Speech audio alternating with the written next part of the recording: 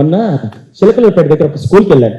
ఎంత బాధ అనిపించిందంటే అక్కడ పిల్లలు 6వ క్లాస్ నుంచి 10వ క్లాస్ వరకు ఉదయం 7 గంటల నుంచి సాయంత్రం 7 గంటల దాకా ఒకటి చదువుతారు. ఏంటది? ఏదో కోచింగ్ వచ్చింది కదా ఈ మధ్య, ఏంటిది?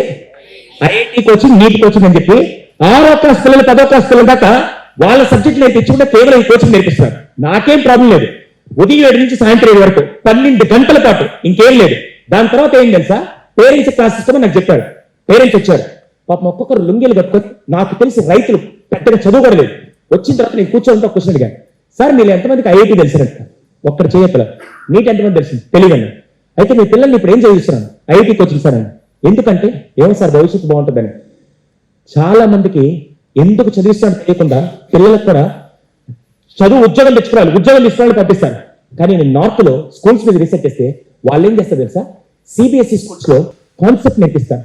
కాన్సెప్ట్ నేర్పిస్తే ఈ క్వశ్చన్ కి ఇలాగే కాకుండా ఇంక ఏ విధంగా ఆన్సర్ రాయొచ్చని వాడి ఐడియాలజీ పెరిగితే, అందుకే నార్త్ లో వాళ్ళందరూ ఉద్యోగాల కంటే ఉద్యోగాలు ఇచ్చే స్థాయికి వాళ్ళు ఎదగడానికి కారణం కాన్సెప్ట్ నేర్చుకుంటారు. రేపటి రోజున మార్వడి యూనివర్సిటీలో కూడా మీరందరూ బట్టి నేర్చుకోవాలనుకోండి.